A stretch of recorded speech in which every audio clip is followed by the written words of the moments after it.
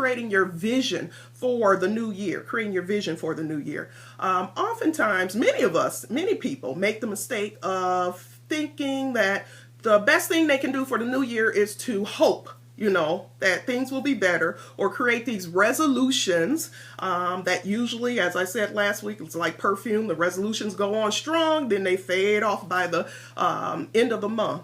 But what we have to do is create a vision. Many people fail to realize the power they themselves have at creating the momentum of making things come true. So this is what I want to talk about today, how you can just in these next few days, even before the new year, start to create the momentum to create the pathway for the things you want to see manifest in 2016 to happen. And it doesn't require a lot from you. That's contrary to popular belief. Really, our effort is not as time consuming or tiring as people may think. Simple things. So 3 simple things I'm going to share with you today that you can do to just start creating a pathway, start creating the momentum behind the things that you want to see happen and manifest for you in 2016.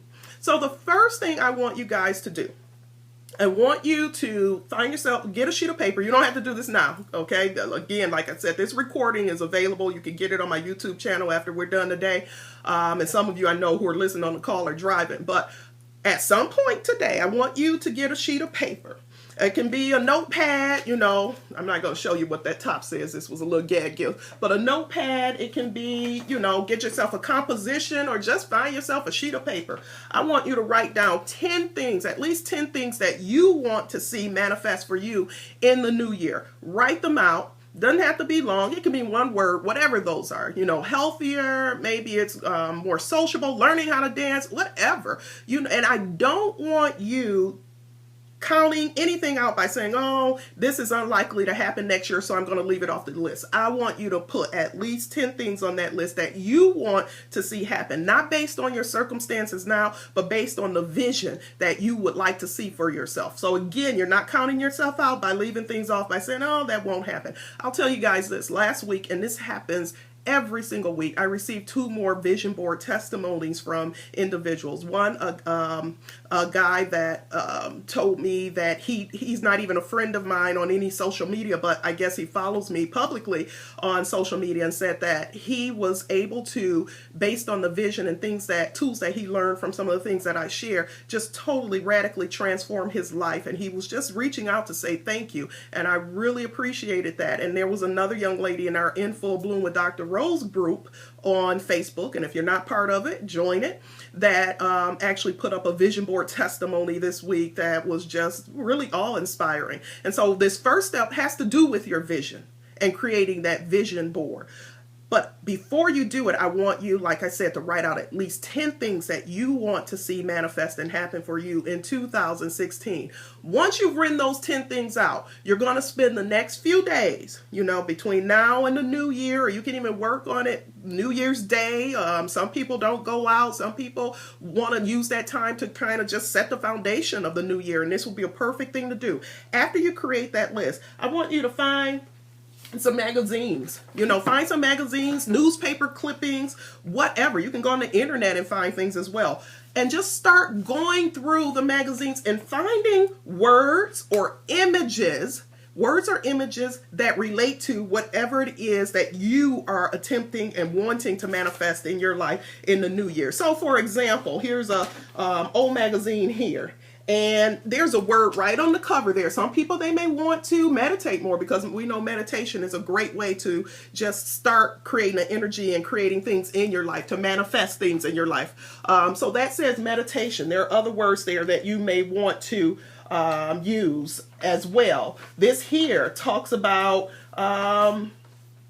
reclaiming your, like the word says, reclaiming your, and you may want to add life, whatever. You can add a word after that, but you want to just start really going through and figuring out the things that you want and just clip those clippings out based on those 10 things that you wrote. One of the biggest issues that I found with people with vision boards, they say, I don't know where to start. They get down, they have a bunch of magazines, scissors, and they're like, what do I do?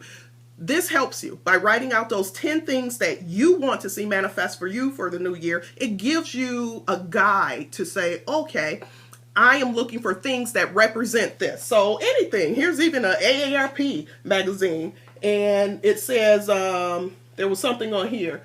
Look, maybe that's something you want for the new year. Best sex ever. Hey, whatever it is that you want, that's not a bad thing to have as well. But you want to just look at the magazines, like I said, newspaper clippings. You can even go on the internet and pull out words or pictures or images. Whatever it is that represents those 10 things on your list will be a great way to start it. Once you cut it out, the different things, the images, the words, the power words, the empowering words, then find somewhere to place them. Place them in an envelope, place them in a folder, until you get ready to start your vision board. And that does not mean, I'm going to say this, placing it in an envelope or a folder for the next 3 months or 6 months or a year.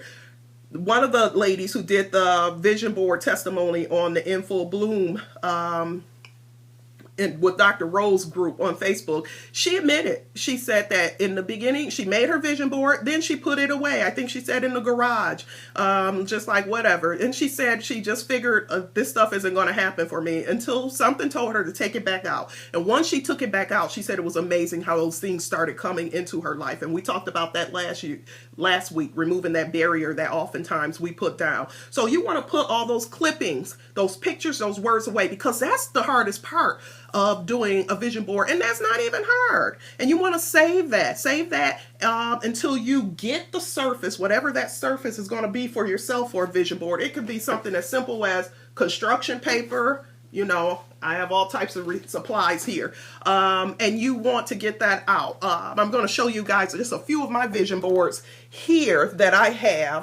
This is one of my most recent ones here that I have, and you see I just found me at like a little cork board that you can pin. Those are pins that I pinned in there, and just different things that I have, you see, and power words, and I printed those out from the computer and then included some of my own pictures on there. This is one of my earlier another vision board I had some time ago, and I really focused that on just creating and bringing in love and passion into my life. And it was shortly after that that I met my now husband.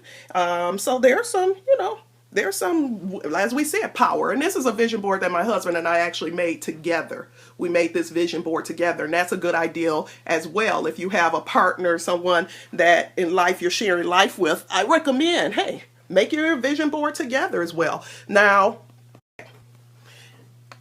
all those things like the vision boards they're on poster board. We just framed them. It doesn't have to be that elaborate. I don't want you guys to count yourself out by saying, oh, that's too elaborate or too, time consuming. No.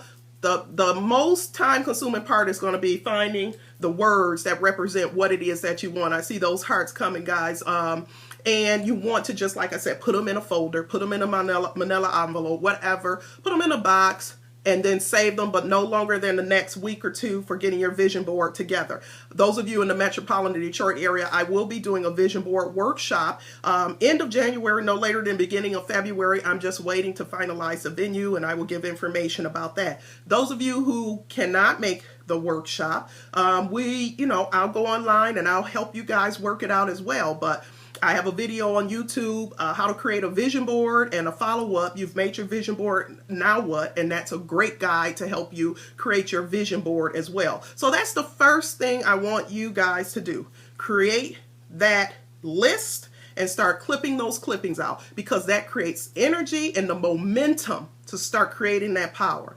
The other thing, the next thing I want you guys to do, and this is going to, someone said that's how I found you. The vision board video on YouTube, great. Yeah, that video has over 20,000 views so far, and so many comments, very affirming comments. So Kayan Walton says that's how she found me as well. I'm glad to hear that. Glad to know. I love social media. It's a great connector. So I want you guys to, like I said, really get those clippings together and those words together. So next thing I want you guys to do, this right here. Okay, it's not very pretty, Last year, I decided I was going to make gifts for everyone, and I called these gratitude jars. I went out to Michael's and I bought these jars, and I was painting them, and I was going to write gratitude jars, and I tell you, the paint wasn't the right paint. So it didn't turn out the way I wanted to, but it did not affect the purpose of the jar as well. I want you guys to find yourself a gratitude jar. It could be a gratitude box. It can be any container. But what I want you guys to start doing is every time something good happens in your life, I don't care how big, how small, someone buys you a cup of coffee, whatever it may be, someone compliments something, I want you to get a slip of paper, small slip of paper, write down what it is, that you're grateful for, and stick it in the jar. Whenever something, like I said, good happens to you, or whenever you're overcome, there are times, and every morning I wake up before I get out of bed and I go through a list of gratitude, what I'm grateful for. Sometimes I could be driving, not even think about that, and there's just such a surge of gratitude that comes over me. When those things happen, when you get home, get to your jar or have it on your desk at work, because we spend a lot of time at work as well, write that thing out, put it in here. This helps because oftentimes throughout the year, we feel defeated. We feel like things are not moving. We feel like there's not very much to be thankful for. And it can help when you have something you can go back to when you're feeling that way. Open it up and start reading those things off. It again creates that energy and gets us out of that slump. A lot of times we can find ourselves in a slump for whatever reasons. And hi, Beloy, I saw you say hi from Atlanta. Send some of that warm weather up here.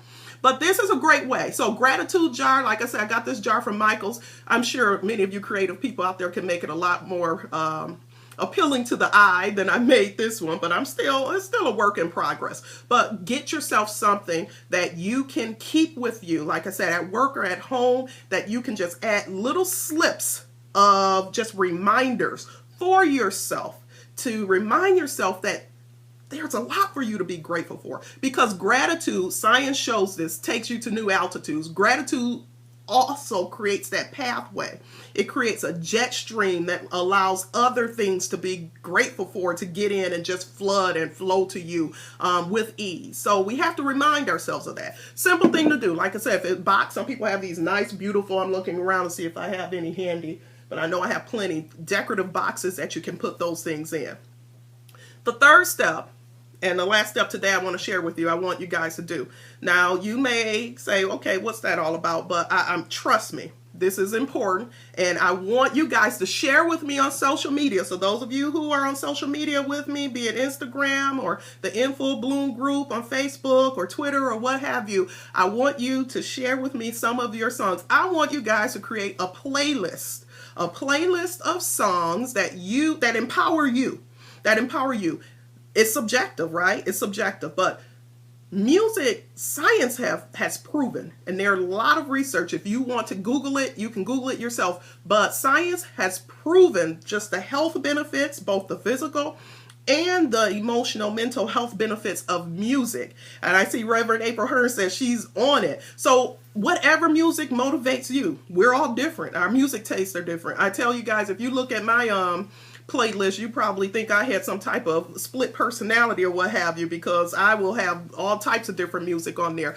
So whatever songs may motivate you, and it doesn't matter. Like I said, no judgment. I have some songs, anything that may range from classical to rap to, R&B, whatever motivates you, because some of the effects that they've shown music has for you. Music boosts immunity, believe it or not. It can boost immunity, okay? So this is a time of year that a lot of us get sick. But all year round, a lot of people, mind, body, when you feel like life isn't going well, it really can weaken your immune system as well. Music boosts immunity. It increases motivation. Okay, it even has been proven to decrease pain. I know there are people out there with pain issues. Music has been proven to decrease pain, relieve stress and anxiety, which is the number one mental health crisis that we have is stress and anxiety, but music can do that. And I want you guys to just understand the connection. Blaine Jr. says music is everything. Yes, it is. The connection between music and your mood. I oftentimes tell a story of a friend of mine who's going through a difficult time, and Rachel says music is a lifesaver. It is. She was going through a difficult time, and I went to visit her, and she had the same sad song on replay. Like, I didn't notice probably to the third time it played, and the same sad song was playing and playing and playing. And finally I just unplugged the radio, because I was like, this is, this is making me depressed, because music has that power to either lift our moods up or take our moods down. So find whatever music, and I want you guys to share some of those songs with me on the social media channels that I'm on. Just some of those songs on your playlist. Oftentimes, if you guys have tuned into me before, in the beginning, I'll have Desiree, You Gotta Be playing. You know that song, and I'm not going to sing it because that's one gift I was not blessed with. Wish I was, because I would be singing all the time. And I see Beloy says she has many playlists for different moments, and that's so important. But the moment I want you guys to make this playlist for is for just to pump you up, to motivate you. I know there are some runners on this call, people who've just gotten into, like me, running. And when I go out there and I'm doing a 5K or what have you, I have my earbuds in, because that music will be, when I'm ready to say, okay, this is a little bit too much, it gives me that extra boost. So get yourself a playlist together of music, of songs that motivate you, that inspire you, that make you feel like anything is possible, because there are songs out there that do that. And like I said, no judgment, whatever that song is for you. But I would be so interested in, hopefully you guys are sharing. I'm going to put it up there, inviting you guys to share with me what your songs are. And I'll share some of mine that some of you guys will be surprised with, I'm sure, as well. A lot of people are surprised, like, you know this music? The rapping doctor or what have you. But it's, for me, it's just music. Like Rachel said, it's everything. Music is everything. So those are the three things. Start work, simple things that you guys can do between now and the new year, right? And then we can talk about how to use those things to really bring life to them, the momentum to them. So you're going to create a list of at least 10 things you want to manifest this year in your life. And start clipping out of magazine, whatever those images, whatever words or images or like fix or fun. You see that fun? You can get that. You're going to create that, and you're going to start the preparation for your vision boards. You're going to find yourself a jar. You're going to find yourself a box. You're going to find something that you're going to call the gratitude jar, gratitude box, or what have you. And when great things, good things happen in your life, big or small, you're going to put it in there, because this is going to be your comfort during times where you feel like, oh my gosh, this is becoming too much. And you're going to create a playlist. And this is going to be your playlist that you're going to listen to on a regular, to keep you motivated, to keep you inspired, to, like I said, keep your immune system up, keep your motivation up, all of those things. Sounds simple enough, but guys, trust me, the power of just incorporating these three simple things into your life and right now will really set the pace and set the momentum for making 2016 a transformative year for you, because it's going to be that type of year for all of us. We're taking it to the next level. I'm taking it to the next level, and I want you guys to join me, because it can be lonely on the next level alone. So let's all go to that next level together. Want to thank you guys for joining me again.